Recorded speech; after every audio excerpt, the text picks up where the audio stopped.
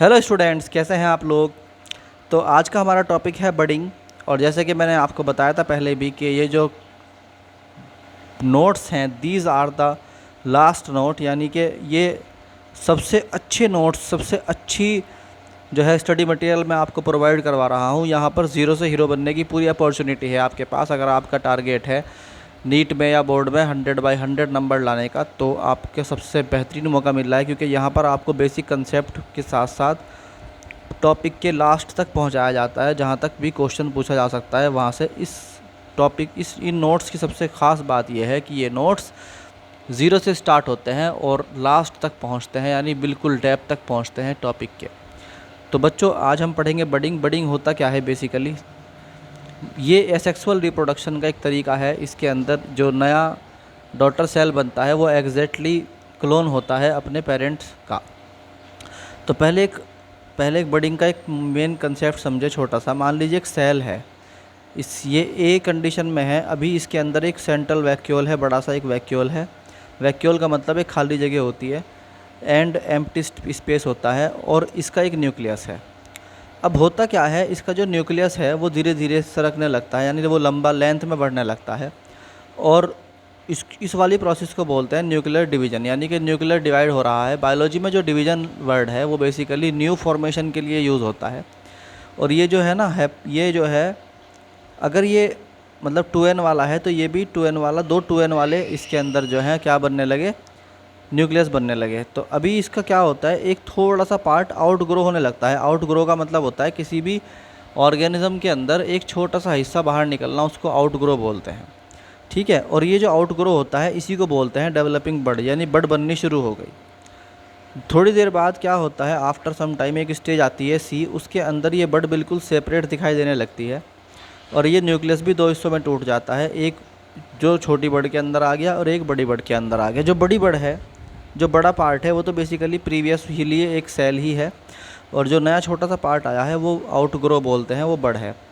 अब यहाँ पे क्या होता है, एक टाइम के बाद ये बिल्कुल सेपरेट हो जाता है, और एक बड से जो है वो बड जो है वो एक न्यू सेल के अंदर डेवलप हो जाती है। तो ये जो प्रोसेस है दिस इज़ कॉल्ड बडिंग।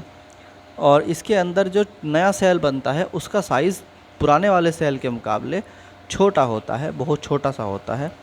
तो बडिंग क्या होता है, in budding daughter individual is formed from small part और bud arising from the parent body. ठीक, यानी कि जो नया स्मॉल पार्ट होगा, वो जो आउट ग्रो होगा, वो पेरेंट बॉडी से निकलेगा। तो बडिंग कई तरह की होती है। एक है बडिंग इन यीस्ट। जो बडिंग इन यीस्ट है उसी का एग्जांपल मैंने आपको पहले समझाया था कि यीस्ट जो होता है ये क्या करता है basically, in yeast an outgrow develop, एक आउट ग्रो डेवलप होता है छोटा सा, जैसे यहाँ पे हुआ था, on one side of cell के एक साइड में, जैसे यहाँ पे एक साइड के एक साइड में हुआ। Nucleus divide mitotically nucleus divide होता है। माइटोटिकली डिवाइड होने का मतलब मैंने आपको बताया था कि अगर आपके पास एक न्यू 2n वाला सेल है तो जो इससे नया सेल डेवलप होगा वो भी बेसिकली 2n होगा। तो ये है आपका माइटोटिक डिवीज़न, यानी कि अगर 2n था तो 2n ही डेवलप होगा। ठीक है। तो इसमें क्या होता है, फॉर एग्ज़ाम्पल आपके पास एक 2n वाला सेल है तो वो जो नई बड पैदा कर रहा है वो भी 2n होगी। ये इसका बेसिक कंसेप्ट था। तो डेवलपिंग बड इन यीस्ट का एग्ज़ाम्पल हम पढ़ रहे हैं कि यीस्ट कैसे डेवलप करता है बड को। तो उसके अंदर होता यह है कि in yeast outgrow develop one side of the cell, nucleus divide mitotically, nucleus divide हुआ यहाँ पर माइटोटिकली, 2n का 2n ही डेवलप हुआ, and one nucleus shift into out grow, और एक न्यूक्लियस बाहर की तरफ निकल गया। और फिर क्या हुआ, द न्यूक्लियस जो न्यूक्लियस है divide mitotically and shift into outgrow, there is unequal division. Unequal division है किसका, ड्यूरिंग द बडिंग। देखो यहाँ पे ना एकदम इक्वल साइज़ का बड नहीं बना, यानी छोटा सा बड बना है। That's why we say that unequal division of budding है। The young bud is small, जो नई बड है वो छोटी है। इट ग्रो इन साइज़, वो साइज़ में बढ़ती रहती है लगातार। गेट सेपरेटेड, और वो सेपरेट हो जाती है एक टाइम पर आकर। And mature into new yeast organism, और फिर एक नया यीस्ट ऑर्गेनिज्म बन जाता है। इस तरह यीस्ट क्या करता है, अपने आप को बढ़ाता है। अब ये जो दो नए बने हैं ना, ये धीरे धीरे क्या करेंगे, अब ये नया नया निकाल देंगे एक और, यानी ये प्रोसेस कंटिन्यू होती रहती है, ये रुकती नहीं है। ठीक है। तो ये था। तो the young bird is small, it's size get separated and mature into new east. अब जो नए ईस्ट बन जाएंगे इस तरीके से, सम टाइम ईस्ट में बियर मैनी बर्ड, एक ऐसा भी हो सकता है कि एक ही टाइम पर एक बर्ड ना हो के कई सारी बर्ड निकल जाएं, एक यहाँ निकल गई, एक यहाँ निकल गई, एक यहाँ निकल गई, ठीक है। वे विच में फर्दर बियर डॉटर बर्ड, और उनके अंदर से भी फिर डॉटर बर्ड्स निकलती हैं। आई बात समझ में आपको? This budding stage in east resemble A genus, ये वाली जो स्टेज होती है उससे एक नई जीनस पैदा होती है, दैट इज़ टोरूला। याद रखना टोरूला, ये नीट के पॉइंट ऑफ व्यू से बहुत इंपॉर्टेंट क्वेश्चन है कि इस वाली स्टेज में कौन सा जो है वो जीनस बनेगा। हम बोलते हैं टोरूला के अंदर बेसिकली ये वाला ईस्ट, यानी ये वाला जो डिवीज़न है बेसिकली वो टोरूला के अंदर होता है, जीनस टोरूला के अंदर। Therefore this condition is called torula, इस कंडीशन को टोरूला कहते हैं। The process is known as torulation. इस तरह आपको टोरुलेशन की एक डेफिनेशन याद हो गई होगी, ठीक है बच्चों।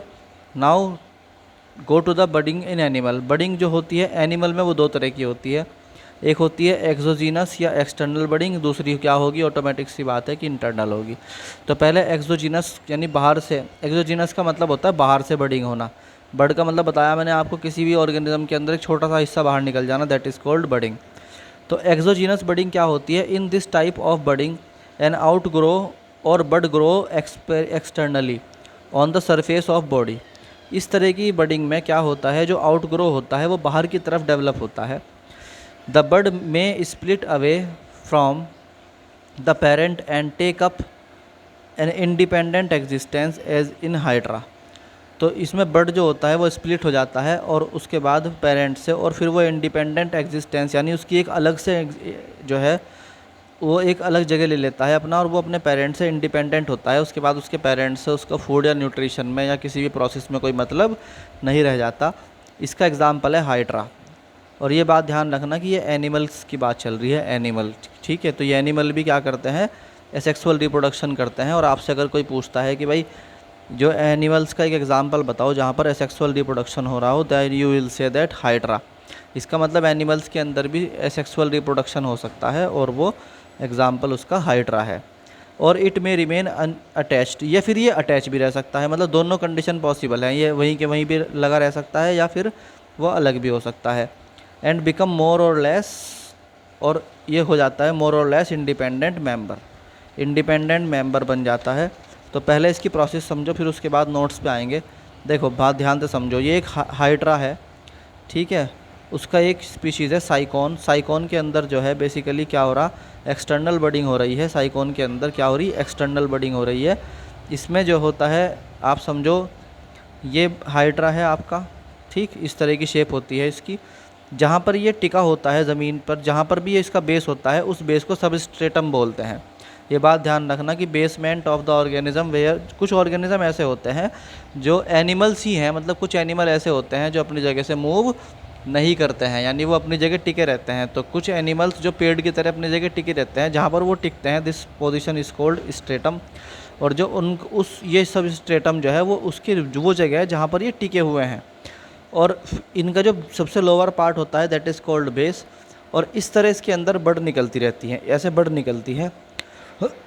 इसमें छोटे छोटे जो हैं स्पोर्स होते हैं, दैट इज़ कॉल्ड ओस्टिया। इनसे क्या होता है, पानी अंदर जाता रहता है और पानी बाहर निकलता रहता है। जो वाटर के अंदर जो न्यूट्रिएंट्स होते हैं उनको ये खाते रहते हैं। और इनके ऊपर छोटी सी कैप शेप की एक जो है वो स्ट्रक्चर होता है, दैट इज़ कॉल्ड ऑस्क्यूलम। तो ये बात समझ में आई, इस तरह इसके अंदर बड निकलेगी। और ये एग्जाम्पल किसका था, एक्सटर्नल बडिंग इन साइकोन। साइकोन का एग्जाम्पल है, साइकोन एक एनिमल है, ध्यान रखना। तो जैसे यहाँ पर बताया आपको, अब आ जाओ। तो इस तरह से क्या होता है, हाइड्रा की बडिंग समझ सकते हो आप। मान लीजिए हाइड्रा है, तो हाइड्रा का ऊपर तो होता है माउथ, और इस तरीके से दो उसके अंदर सींग से निकले हुए होते हैं, जैसे इन्हें बोलते हैं टेंटिकल्स। अब यहाँ पर एक बर्ड डेवलप हुई, इस बर्ड के अंदर भी सिमिलर स्ट्रक्चर बनेगा, इसलिए इसके अंदर भी सेम, यहाँ पर देखो ध्यान से देखो कि ये बर्ड जो थी ना उसके अंदर जैसे टेंटिकल ऊपर वाले के अंदर थे, ऐसे टेंटिकल इसने भी बनाए अपने, और इसे बोलते हैं बर्ड इन कंस्ट्रक्शन। अभी छोटी सी बर्ड बनने लग रही है, यानी कि आप जैसे पहली बार बोल देता ना मैंने आपको कि जो नई बर्ड बनती है that is not of the same size. तो इस तरह से कल के एक छोटा सा सेम स्ट्रक्चर डेवलप हो गया। इसके अंदर भी देखो दो टेंटिकल्स हैं, इसके अंदर भी दो टेंटिकल्स हैं, इसके अंदर भी एक माउथ है, इसके अंदर भी एक माउथ है, नीचे का बेस भी इसका ऐसा ही। ये थोड़ी देर बाद अलग हो जाता है, इसे बोलते हैं डिटेच्ड यंग हाइड्रा। तो बच्चों ये था हाइड्रा का एग्जाम्पल। एक एक बात नोट करते चले जाइए। छोटे जो शॉर्ट नोट्स हैं वो भी आप ले सकते हैं मुझसे, उसके लिए आप मुझे कॉल करें, मैं आपको अलग से शॉर्ट नोट दे दूँगा। Independent member of colony as Sycon exogenous budding also occur in annelids, ये एनालिड्स के अंदर भी होती है, यानी एग्जाम्पल इसका एनालिड भी है साइलिस, और यूरो कॉर्डेट्स के अंदर भी होती है, या फिर ट्यूनिकेट्स यानी सेल्फा के अंदर भी होती है। ये examples NEET point of view से बहुत इंपॉर्टेंट है, इनको अच्छी तरीके से याद कर लेना। अब दूसरा होता है एंडोजीनस। एंडो का मतलब होता है अंदर की तरफ से, एंडो का मतलब होता है अंदर की तरफ से। एंडोजीनस इंटरनल बडिंग, जिसे इंटरनल बडिंग भी कहते हैं, इसको बेसिकली गैम्यूल फॉर्मेशन कहते हैं। इसमें क्या होता है, इन फ्रेश वाटर स्पॉन्जीज, जैसे फ्रेश वाटर में स्पॉन्जीज होते हैं ना, ये भी एक एनिमल है, that is spongilla and a few marine sponges बर्ड are form within the parent body. Parent body के अंदर क्या होता है, बर्ड बन जाती है। दे आर कॉल्ड गैम्यूल्स, इन्हें गैम्यूल्स कहते हैं। Internal bud gemmule consist of small group of cell, इसके अंदर छोटे छोटे सेल्स होते हैं, उन सेल्स को बोलते हैं आर्कियोसाइट्स। ये वर्ड्स आपको ना नॉर्मल बुक में पढ़ते हुए नहीं समझ में आएंगे कि ये किसके बारे में बात हो रही थी। बेसिकली ये बुक ही ऐसी है, नोट्स ही ऐसे हैं कि इनको जो पढ़ा रहा हूँ ना मैं, तो आपने अगर कुछ भी नहीं पढ़ रखा तो आप तब भी यहाँ से ज़ीरो से हीरो बन सकते हैं पढ़ते पढ़ते। तो देखो ये जो वर्ड्स आते हैं इनको नोट करके रखना, दिमाग में नोट कर लो अच्छे तरीके। They are called gemmules. Internal gemmule consist a small group of cells, जो छोटे छोटे सेल होते हैं, they are called archaeocytes. Archaeocytes समझ में आया क्या होते हैं? जब इंटरनल बडिंग होती है यानी कि एंडोजीनस बडिंग होती है, तो उस कंडीशन में जो छोटे छोटे से अंदर सेल बनते हैं, दे आर कॉल्ड आर्कियोसाइट्स। ठीक है। और एनक्लोज बाई ये प्रोटेक्टिव वाल, चारों तरफ एक प्रोटेक्टिव वाल बन जाती है, चारों तरफ एक प्रोटेक्टिव वाल बन जाती है। तो और ड्यूरिंग फेवरेबल कंडीशन, जब फेवरेबल कंडीशन आती है तो the mass of archaeocytes come out, इसके बाद मास जो है आर्कियोसाइट का वो बाहर आ जाता है, किसके थ्रू? माइक्रोपाइल के थ्रू, और ये नई नई कॉलोनी बनाने लगता है, जैसे यहाँ पे एग्जाम्पल में दिखाया गया है। देखो ध्यान से, ये जो है एक आपका गैम्यूल है, इसके अंदर जो है क्या होता है कि ये इनर मेम्ब्रेन है, अंदर की तरफ मेम्ब्रेन होती है, उसके अंदर जो है आर्कियोसाइट्स डेवलप हो रहे हैं बहुत सारे। इन आर्कियोसाइट्स के डेवलपमेंट में यहाँ पे एक छोटा सा माइक्रोपाइल यानी मुंह बना हुआ है, जिसके अंदर से फेवरेबल कंडीशन आने पर निकलेंगे, बाहर जाएंगे, यहीं से बाहर जाएंगे ऐसे। इसके ऊपर छोटे छोटे से ना ऐसे ये जो है स्ट्रक्चर्स होते हैं, जैसे छोटे छोटे आपके जो है लेंथ यानी लॉन्गिट्यूडनल स्ट्रक्चर होते हैं, छोटे छोटे से जो है, these are called monaxon spicules, monaxon spicules. ठीक है। और ये छोटे छोटे से अंदर की तरफ बनने, दे आर कॉल्ड आर्कियोसाइट्स, यानी ये जो आर्कियोसाइट्स हैं ये बेसिकली नए आने वाले टाइम में सेल बनेंगे। तो अब अगर आपसे कोई पूछता है what is the difference between the binary fission and budding, तो बाइनरी फिजन के अंदर भी क्या हुआ था, एक सेल दो सेल में टूट गया था, मगर यहाँ पर बडिंग जो है बेसिकली क्या है, वहाँ पर एक सेल डिवाइड होता है इक्वल पार्ट्स में, वहाँ पर दो अनइक्वल पार्ट नहीं बनते। बडिंग के अंदर क्या होता है, एक छोटा सा पार्ट निकलता है, वो सेपरेटली एक नया स्ट्रक्चर बनाता है, उसके बाद वो सेपरेट हो जाता है। तो बडिंग में और जो है बाइनरी फिजन और बडिंग में क्या डिफरेंस है उसको पढ़ लीजिए। इसमें क्या होता है, the parent body divide into two equal similar halves. Binary fission के अंदर जो इक्वल हाफ्स में टूटती है बॉडी, और each equal form new individual, उसमें से दोनों में से इक्वल इंडिविजुअल बनता है। यानी अगर आप कागज़ पे समझना चाहें तो समझ सकते हैं कि वहाँ पर मान लीजिए एक सेल अगर ब्रेक हुआ तो वो बेसिकली दो नए सेल बनाएगा इक्वल साइज़ के। तो ये क्या है, ये बाइनरी फिजन है। आई बात समझ में आपको? एक था आपका क्या, बडिंग के अंदर एक सेल है, उसने एक छोटा सा मुंह बनाया अपना, तो ये जो स्मॉल वाला है ये पहचान है कि ये वाला न्यू है, और जो बड़े वाला है this is the old one, जिससे निकल के आया है। तो ये इसकी पहचान है कि जो बड़े वाला है ना ये ओल्ड वन है, और जो स्मॉल है वो न्यू वन है। और ये जो है ना इसके अंदर सेल भी अलग अलग हो जाते हैं, हालांकि ये भी 2n वाली कंडीशन है, ये वाली भी 2n वाली कंडीशन है। तो इसके बाद क्या था, पॉइंट नंबर 1 समझ में आ गया आपको? तो इसके अंदर जो पेरेंट बॉडी होगी वो दो इक्वल पार्ट्स में टूट जाएगी। इसके अंदर क्या होगा, बडिंग के अंदर, the parent produce a small bud that gradually grows in size and then separate from the parent body. इसके अंदर एक छोटा सा पार्ट निकलेगा, पहले वो धीरे धीरे साइज़ में बड़ा होगा, फिर वो सेपरेट हो जाएगा, जैसे अभी यहाँ पर हुआ था। आई बात समझ में आपको? दूसरा क्या है, प्रोट्यूबरेंस इज़ नॉट फॉर्म, इसके अंदर प्रोट्यूबरेंस फॉर्म होता है। प्रोट्यूबरेंस का मतलब होता है छोटा सा हिस्सा निकल के बाहर आ जाना, इसके अंदर होता है, इसके अंदर नहीं होता है। इसमें बाइनरी फिजन में डिवीज़न इक्वल होता है, इसके अंदर डिवीज़न अनइक्वल है। इसके अंदर दोनों बराबर होंगे, इसके अंदर जो दोनों डॉटर हैं वो बराबर नहीं होंगे, यानी कि इसमें छोटा सा हिस्सा निकलता रहेगा और जाता रहेगा। इसके अंदर पेरेंट बॉडी कम्प्लीटली क्या हो गई, ख़त्म हो गई, यानी कि आपके पास जो पेरेंट बॉडी थी इट इज़ कम्प्लीटली एंड। जैसे फॉर एग्ज़ाम्पल आपके पास यहाँ पर एक जो है यीस्ट था, तो उसका जो न्यूक्लियस था वो पहले क्या हुआ, लंबा हुआ। उसके बाद अमीबा का अगर आपके पास याद हो आपको कि अमीबा का जो आपके पास एग्ज़ाम्पल था उसके हिसाब से पहले लंबा होता है, उसके बाद ये दो सेपरेट न्यूक्लियस में आ जाता है और यहाँ से बॉडी सेपरेट होने लगती है और यहाँ पर दो इक्वल साइज़ के सेल बन जाते हैं। और यही बात जब इसमें आती है, यानी आपकी बडिंग में आती है, तो यहाँ पर एक छोटा सा पार्ट निकला, इसलिए ये क्या होते हैं, तो जब ये निकल के भाग जाए तो यहाँ पर जो सेल था वो बेसिकली तब दो नए सेल्स के अंदर है, तो उसका अपना एग्जिस्टेंस क्या हो चुका, ख़त्म हो चुका। अपना एग्जिस्टेंस तो उसका नहीं रहा, वो दो डॉटर सेल में कन्वर्ट हो गया। मगर बडिंग के अंदर क्या होता है, जब ये छोड़ के जाएगा तो ये बड़े वाला हिस्सा जो कि तू रहेगा अपनी जगह रहेगा और नए वाला ऐसे निकल के चला जाएगा। तो इसमें बोलते हैं कि जो इसके अंदर पेरेंट बॉडी होती है वो अभी रहती है, इनएक्ट है ना, वो इंटैक्ट रहती है, तो इसके अंदर ख़त्म हो जाती है, इसके अंदर रहती है। इसके एग्जाम्पल हैं, बाइनरी फिजन के एग्जाम्पल्स हैं बैक्टीरिया, एमीबा, यूलिना, पैरामीशियम और प्लेनेरिया, ये बाइनरी फिजन के एग्जाम्पल्स हैं। और बडिंग के एग्जाम्पल क्या हैं, यीस्ट, साइकोन एंड हाइड्रा, ये बातें याद रखने की हैं आपको। तो बच्चों ये था हमारा बडिंग, होप आपको लेक्चर समझ में आया होगा। इसके बाद अगला टॉपिक पढ़ेंगे हम